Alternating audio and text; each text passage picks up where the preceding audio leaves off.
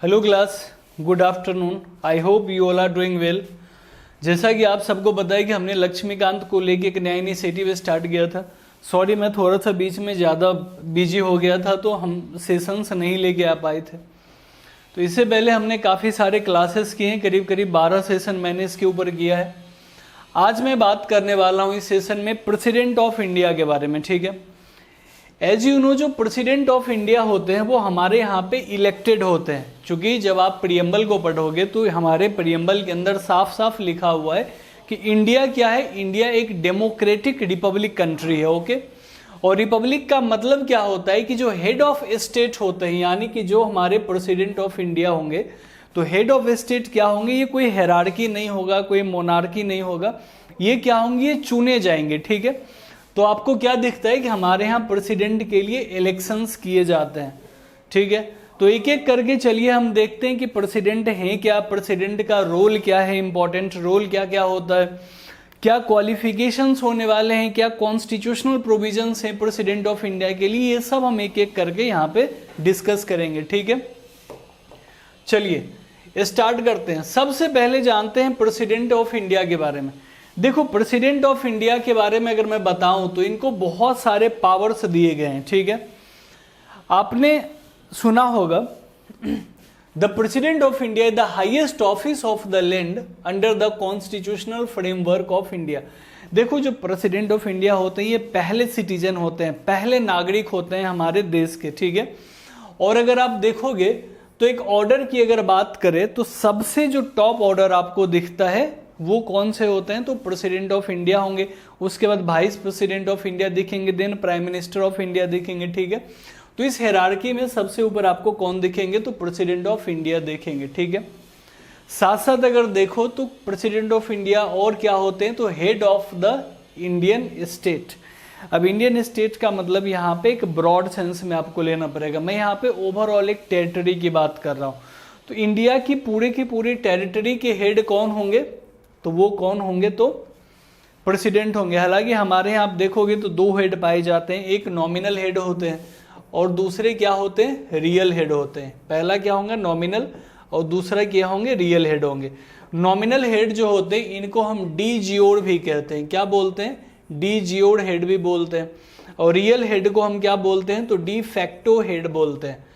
तो जो हमारे प्रेसिडेंट होते हैं इनके पास नॉमिनल पावर होती है, तो इनको डी जियोड एग्जीक्यूटिव के बारे में भी हम जानते हैं। ठीक है, जो हमारे प्राइम मिनिस्टर होंगे वो डी फैक्टो होते हैं, क्योंकि अगर आप देखोगे तो सारा का सारा जो काम देखा जाता है वो प्राइम मिनिस्टर के द्वारा ही किया जाता है। हालांकि किसके नाम पे किया जाएगा, तो प्रेसिडेंट ऑफ इंडिया के नाम पे ही किया जाएगा। फर्स्ट सिटीजन ऑफ इंडिया कहलाते हैं, ये तो आपको पता ही है। इसके साथ साथ अगर हम बात करें प्रेसिडेंट के बारे में, ये देखो, यही मैंने आपको भी समझाया था कि डी जियोड एग्जीक्यूटिव के पार्ट होते हैं, नॉमिनल हेड होते हैं, प्लस जो कमांडर इन चीफ जो होते हैं ना इंडियन आर्म फोर्स के, जो आप ट्राई सर्विसेज देखते हो उसके सुप्रीम लीडर के रूप में किसे माना जाता है, तो प्रेसिडेंट ऑफ इंडिया को ही माना जाता है। ठीक है, तो प्रेसिडेंट ऑफ इंडिया के बारे में यहाँ पे आप बेसिकली इसको इंट्रोडक्शन समझिए कि इनकी रिस्पॉन्सिबिलिटी क्या क्या है, कौन है ये। तो क्या होगा, हाईएस्ट ऑफिस को धारण करने वाले इंसान होते हैं, फर्स्ट सिटीजन होते हैं, नॉमिनल हेड होते हैं आपके देश के। ठीक है, साथ साथ कमांडर इन चीफ भी होंगे आपके आर्मी के। ठीक है, चलिए अब देख लेते हैं कुछ जो इंपॉर्टेंट आर्टिकल्स रिलेटेड जो है हमारे प्रेसिडेंट ऑफ इंडिया के ऑफिस से, इसके बारे में हम यहाँ पे देख लेंगे। ओके, तो सबसे पहले आपके सामने है आर्टिकल 52। आर्टिकल 52 ये कहता है कि एक ऑफिस प्रेसिडेंट का होना चाहिए, प्रेसिडेंट ऑफ इंडिया का एक ऑफिस होना चाहिए। There shall be a president of India. Basically यहाँ से ये बोला जा रहा है कि इंडिया के लिए आपको एक प्रेसिडेंट चूज करना पड़ेगा। ठीक है, जो कि कंपलसरी है। नेक्स्ट आर्टिकल को अगर हम देखें तो article 53 says the executive power of the union shall be wasted in the president. अब इसका मतलब समझिए, देखो काउंसिल ऑफ, अगर आप आर्टिकल 74 को देखोगे ना तो उसमें क्लियर मेंशन्ड है कि जो काउंसिल ऑफ मिनिस्टर होता है जिसको प्राइम मिनिस्टर हेड करते हैं, किस लिए हेड करते हैं, तो to aid and advise the president of India. ठीक है, क्या करते हैं, तो प्रेसिडेंट ऑफ इंडिया को एड एंड एडवाइस करने के लिए काउंसिल ऑफ मिनिस्टर का गठन किया जाता है। तो जितने भी एग्जीक्यूटिव पावर होंगे देश के अंदर, वो सब का सब किसके नाम पे परफॉर्म किया जाएगा, तो वो प्रेसिडेंट के नाम पे ही डन किया जाता है। ठीक है, इसके साथ साथ अब नेक्स्ट आर्टिकल है हमारा आर्टिकल 54। देखो आर्टिकल 54 क्या बोलता है, ये इलेक्शन प्रोसीजर के बारे में बात करेगा। आर्टिकल 54 जो है इलेक्शन प्रोसीजर ऑफ प्रेसिडेंट की बात करेगा। आपको पता है कि सीक्रेट बैलेट से यहाँ पे इलेक्शन होता है प्रेसिडेंट का। सिंगल ट्रांसफरेबल वोट का कॉन्सेप्ट आप देखते हो यहाँ पे, ठीक है।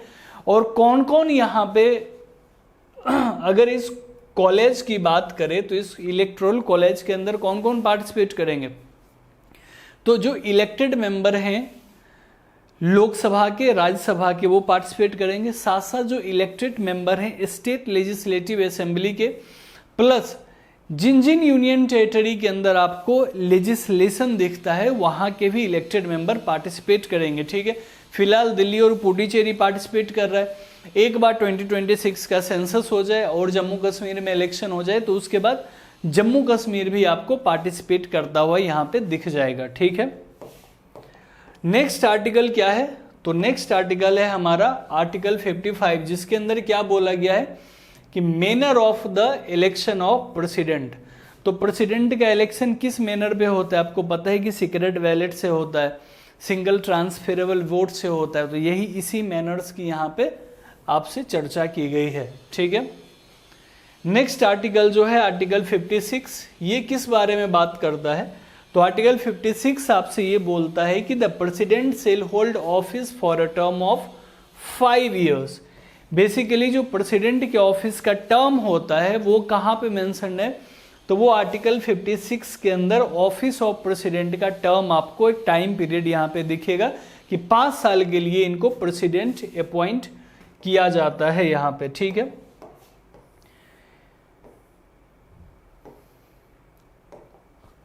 नेक्स्ट क्या है आर्टिकल 57। आर्टिकल 57 के अंदर क्या चीज मेंशन है कि अ पर्सन हु होल्ड और who has held office as president shall subject to the other provisions of the constitution be eligible for re-election to the office। मतलब आर्टिकल 57 क्या बोलता है कि अगर कोई इंसान जो है ऑलरेडी प्रेसिडेंट रह चुका है, अगर वो चाहे तो दोबारा से भी इलेक्शन में पार्टिसिपेट कर सकता है, हम उसको दोबारा री इलेक्ट कर सकते हैं। देखो इंडिया के अंदर सबसे अच्छी बात क्या है कि आप एक इंसान को जितनी बार मर्जी उतनी बार प्रेसिडेंट बना दीजिए, उतनी बार प्राइम मिनिस्टर बना दीजिए। यही चीज़ जब आप यूएसए वगैरह में देखोगे तो 2 टर्म से ज़्यादा वहाँ पे किसी को प्रेसिडेंट नहीं बनाया जा सकता। ठीक है, आर्टिकल 58 के अंदर क्या दिया गया है, तो आर्टिकल 58 के अंदर क्वालिफिकेशंस दिए गए हैं किसके लिए, तो election to the office of president. जो भी लोग हैं, सपोज करो कि आपको प्रेसिडेंट के इलेक्शन में पार्टिसिपेट करना है, तो आपके लिए यहाँ पे क्वालिफिकेशंस दिए गए हैं। ठीक है, कि एज ए सिटीजन होना चाहिए, 35 ईयर्स का एज होना चाहिए, कोई ऑफिस ऑफ प्रॉफिट नहीं होना चाहिए। तो ये कुछ क्वालिफिकेशंस है जो हम इन डेप्थ में जानेंगे आगे। ठीक है, इसके साथ साथ अगर हम बात करें तो और कौन कौन से आर्टिकल हैं यहाँ पे, तो आर्टिकल 59 किसके बारे में बात करेगा, तो conditions of the office of president के बारे में बात करेगा। आर्टिकल 60 किसके बारे में बात करेगा, तो oath to the office of president. देखो प्रेसिडेंट को ओथ कौन दिलवाने का काम करता है, तो कौन करेगा, तो जो हमारे चीफ जस्टिस ऑफ इंडिया हैं वो प्रेसिडेंट को ओथ दिलवाने का काम करते हैं। ठीक है, नेक्स्ट क्या है आर्टिकल 61। आर्टिकल 61 क्या है, इम्पीचमेंट मोशन की बात की गई है। देखो अच्छी बात यह है कि इंडिया के अंदर अभी तक किसी भी प्रेसिडेंट को इम्पीच नहीं किया गया है, टिल डेट किसी भी प्रेसिडेंट को इम्पीच नहीं किया गया है। इम्पीचमेंट सिंबल्स है कि उनको अपने ऑफिस से हटाने का काम करना है। ठीक है, एंड लास्ट आर्टिकल 32 के अंदर क्या है कि provisions related to the term and vacancy of the president.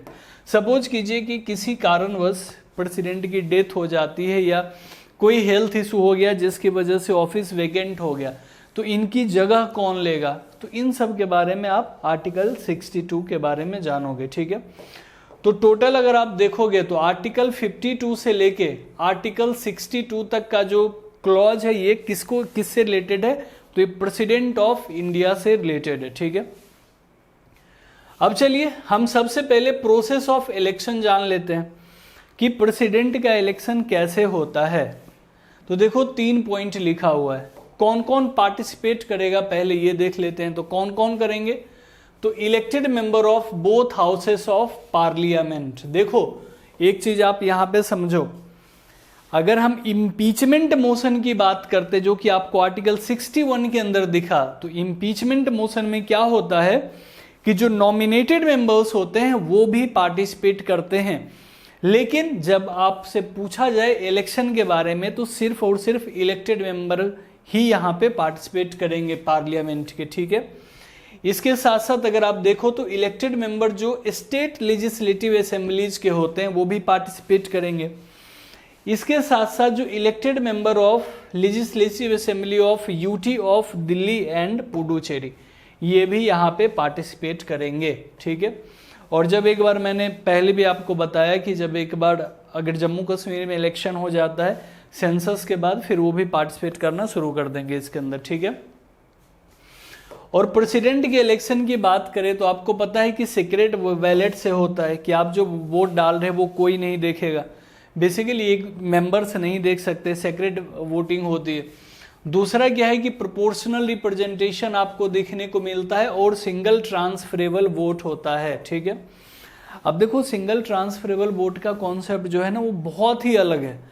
अब इसके अंदर क्या होता है कि सपोज कीजिए कि अगर 2 कैंडिडेट वहां पे खड़े हैं या 3 कैंडिडेट खड़े हैं तो आपको 2 ऑप्शंस दिखेगा, फर्स्ट प्रेफरेंस दोगे, सेकंड प्रेफरेंस दोगे, और आप जब चाहे अपने प्रेफरेंस को चेंज कर सकते हैं, ठीक है। तो यही होता है सिंगल ट्रांसफरेबल वोट का कॉन्सेप्ट कि आप अपने वोट को ट्रांसफर कर सकते हैं एक से दूसरे में, ओके।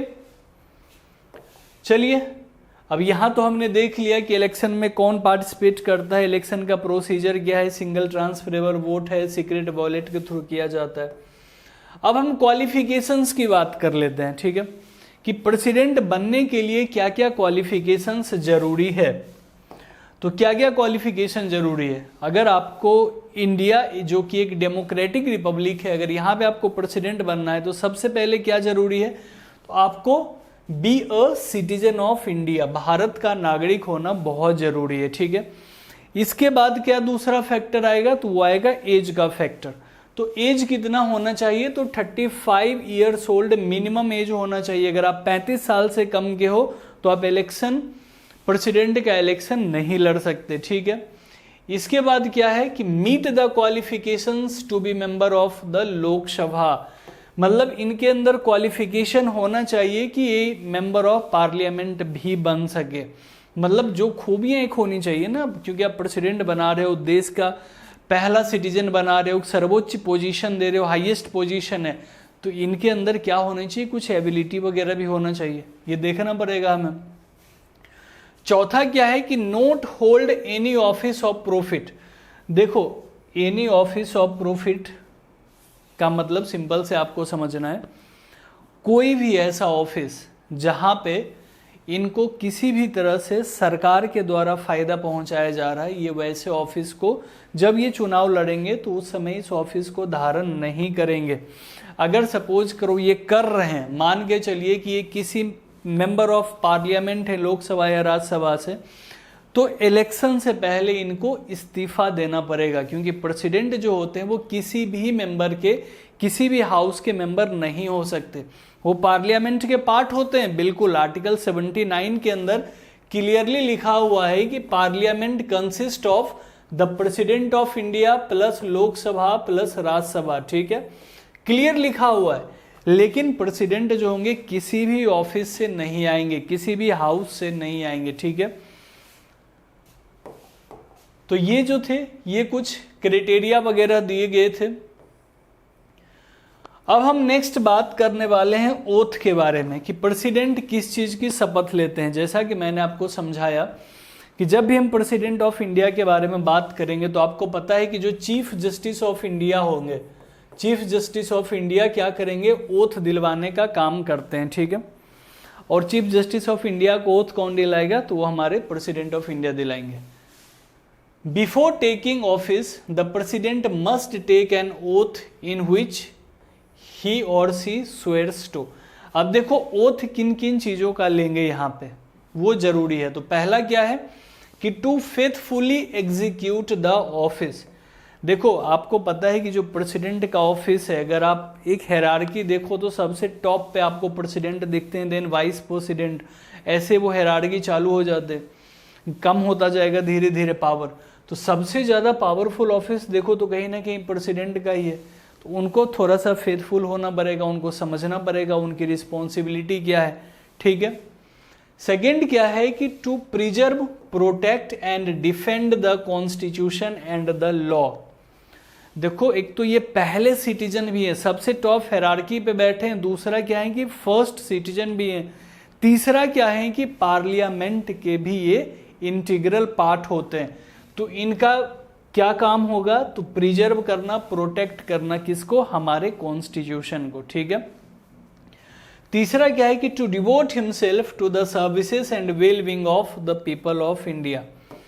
मतलब तीसरा जो ये शपथ लेंगे, इसके अंदर ये बोलेंगे कि जो अपनी जो लाइफ है, जो इनका टर्म होगा 5 साल का, इस 5 साल के टर्म में ये सेल्फलेसनेस के साथ क्या करेंगे, बिना किसी डिस्क्रिमिनेशन के पीपल जो हैं, जो सिटीजन ऑफ इंडिया है, उनको सर्व करने का काम यहाँ पे करेंगे, ठीक है।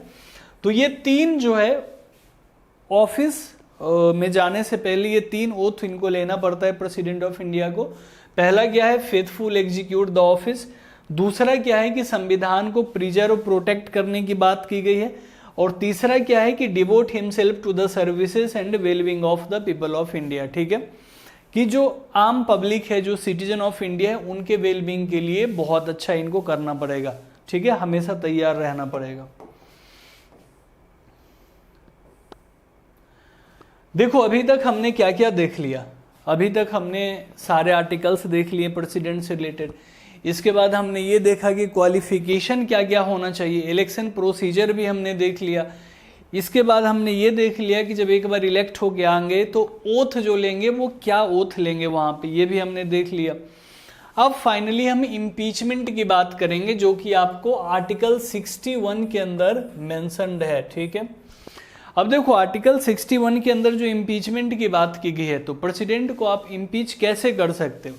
तो देखो, violation of the constitution, although the constitution does not specify what constitutes such a violation, ठीक है। एक ही ग्राउंड है, एक सिंगल ग्राउंड है, और वो ग्राउंड कौन सा है, तो violation of the Indian constitution. अगर मेंबर ऑफ पार्लियामेंट को ये लगेगा कि यहाँ पे ये वायलेट कर रहे हैं, इंडिया के संविधान की इज्जत नहीं कर रहे हैं, उससे खुद को ज्यादा सुप्रीम समझ रहे हैं, तो इनके लिए इम्पीचमेंट मोशन लाया जाएगा, ठीक है। और इम्पीचमेंट मोशन जो होता है ना प्रेसिडेंट का, वो किसी भी हाउस में लाया जा सकता है, लोकसभा में भी लाया जा सकता है, राज्यसभा में भी लाया जा सकता है, ठीक है। लेकिन जब हम वाइस प्रेसिडेंट को देखेंगे तो वहां पे भी आप वहां राज्यसभा में करके आप खत्म कर सकते हो, ठीक है। तो impeachment proceeding can be initiated by either house of parliament, मतलब कहीं पे भी आप कर सकते हो, लोकसभा में कर दो, राज्यसभा में कर दो, ठीक है, कहीं पे भी आप कर सकते हो। और देखो चूंकि और इम्पीचमेंट करने के लिए सबसे जरूरी क्या है, सबसे जरूरी बात यह है कि देखो प्रेसिडेंट ऑफ इंडिया है, तो ऐसा तो है नहीं कि कोई एक एमपी उठ के खड़ा हो जाए और बोल दे कि नहीं प्रेसिडेंट को बाहर निकाल दो, तो ऐसा तो पॉसिबल होगा नहीं। तो क्या होना पड़ेगा कि 1/4 of the members of the house, मतलब अगर 1/4 वहां पे होना चाहिए। अगर लोकसभा में इनिशिएट हो रहा है तो लोकसभा में जितने भी मेंबर हैं उसके 1/4 का यहाँ पे प्रेजेंट होना जरूरी है, उनके साइन जरूरी है इम्पीचमेंट को इनिशिएट करने के लिए, ठीक है। अगर राज्यसभा की बात करें तो वहां भी अगर आप देखोगे तो अप्रॉक्स 65 मेंबर ऑफ पार्लियामेंट के साइन चाहिए होंगे इम्पीचमेंट मोशन को आगे बढ़ाने के लिए, ठीक है। और ये जो होता है ना, जब इम्पीचमेंट मोशन की बात की जाती है तो प्रेसिडेंट को आपको पहले नोटिस देना पड़ेगा कि आपने वायलेशन किया है कॉन्स्टिट्यूशन ऑफ इंडिया का, और 14 डेज का वो नोटिस पीरियड होता है। क्या है, the president is given 14 days notice period before the proceedings begins. एक बार इम्पीचमेंट मोशन स्टार्ट हो जाए, उस पर बहस शुरू हो, उससे 14 दिन पहले, 2 हफ्ते पहले आपको क्या करना पड़ेगा, 14 डेज पहले आपको प्रेसिडेंट को नोटिस देना पड़ेगा कि हम आपका इम्पीचमेंट करने जा रहे हैं, ठीक है। और इम्पीचमेंट के अंदर प्रेसिडेंट के पास एक खास पावर होती है कि प्रेसिडेंट अपने इम्पीचमेंट मोशन को सुन सकते हैं, वहां पे वो अपीयर हो सकते हैं। देखो लिखा हुआ है कि president has the right to appear and be represented during the investigation. जो इंक्वायरीज होगी उस इंक्वायरी के समय ये वहां पे प्रेजेंट रहेंगे, ठीक है। If A resolution is passed by 2/3 majority of both houses the president is removed from the office. देख रहे हो, इतना आसान नहीं है प्रेसिडेंट को रिमूव करना। इम्पीचमेंट करने के लिए सबसे पहले आपको क्या चाहिए, 1/4 ऑफ मेंबर चाहिए उस हाउस का जो कि इम्पीचमेंट मोशन लेके आएगा। उसके बाद आप 14 दिन का 14 डेज का नोटिस पीरियड दोगे प्रेसिडेंट को कि आपको इम्पीच किया जाएगा इस डेट पे। और जब आप डिस्कशन करोगे तो उस डिस्कशन में प्रेसिडेंट वहां पे मौजूद होंगे। और आफ्टर डिस्कशन वोटिंग जब होगी तो वोटिंग में क्या चाहिए कि जितने भी मेंबर वहां पे प्रेजेंट है उनको स्पेशल मेजोरिटी चाहिए होगी। 2/3 + 1 वाला कॉन्सेप्ट यहाँ पे अप्लाई हो जाएगा, ठीक है। स्पेशल मेजोरिटी के साथ इंडिविजुअली आपको क्या करना पड़ेगा कि दोनों हाउस में बिल्स को पास करना पड़ेगा। जैसे आप कॉन्स्टिट्यूशनल अमेंडमेंट एक्ट करते हो ना, उसी तरह से इम्पीचमेंट मोशन को दोनों ही हाउस में आपको पास करना पड़ेगा और उसके बाद ही आप प्रेसिडेंट को इम्पीच कर पाओगे, ठीक है। तो आई होप आपको यहां तक जो है समझ आ गया होगा कि जो हम इलेक्शन में कैसे पार्टिसिपेट करते हैं, क्या क्या क्वालिफिकेशंस होना चाहिए, कैसे हम इम्पीच कर रहे हैं, ठीक है। इम्पीचमेंट की अगर हम बात करें तो मैंने आपको समझाया था कि इम्पीचमेंट में क्या होता है कि जो नॉमिनेटेड मेंबर होते हैं वो भी पार्टिसिपेट करते हैं, लेकिन इलेक्शन में नॉमिनेटेड मेंबर पार्टिसिपेट नहीं करते हैं, ठीक है। तो यही था आज का आपका सेशन। एक बार मैं फिर से आपको थोड़ा सा समझा देता हूँ लास्ट में। प्रेसिडेंट ऑफ इंडिया जो होता है ये हाईएस्ट ऑथोरिटी होता है, ये हाईएस्ट ऑफिस होता है हमारे कॉन्स्टिट्यूशनल हायरार्की के अंदर। प्रेसिडेंट आर्टिकल 52 के अंदर ये मेंशन्ड है कि प्रेसिडेंट का एक ऑफिस होना चाहिए, एक इंडिया के लिए प्रेसिडेंट होना चाहिए। उसके बाद हम जब इलेक्शन प्रोसीजर की बात करते हैं तो सिंगल ट्रांसफरेबल वोट आपको यहाँ पे दिखेगा, सेक्रेट वॉलेट से आप वोटिंग करोगे, ठीक है। और जो प्रोपोर्शनल रिप्रेजेंटेशन का सिस्टम होता है वो भी यहाँ पे आपको देखने को मिलेगा, ओके। इसके बाद जब हम ओथ की बात करेंगे तो 3 ओथ लिया जाएगा प्रेसिडेंट के द्वारा कि पहला कि अपने ऑफिस का जो एक उनका जो जिम्मेदारी है उसको अच्छे से संभालेंगे। इसके साथ साथ अगर मैं बात करूं तो हमारे संविधान को प्रोटेक्ट करने का काम करेंगे, प्लस पीपल ऑफ इंडिया जो है उसके सर्विस में हमेशा वो तैयार रहना चाहिए, ठीक है। क्वालिफिकेशंस भी आपने देखा कि सिटीजन होना चाहिए, 35 ईयर्स ऑफ एज होना चाहिए, इसके साथ साथ कोई ऑफिस ऑफ प्रॉफिट नहीं होना चाहिए।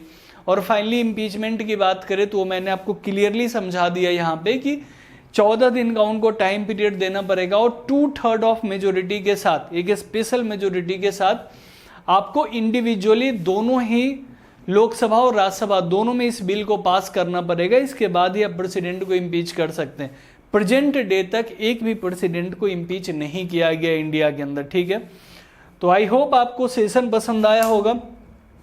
तो मिलता हूं मैं मंडे को अगले सेशन में, तब तक के लिए बने रहिएगा हमारे साथ। बहुत सारे इंफॉर्मेटिव वीडियोज है हमारे चैनल पे, उसको देखिए, शेयर कीजिए और अपने दोस्तों के साथ सब्सक्राइब भी कीजिए। तो बने रहिए हमारे साथ। Thank you so much.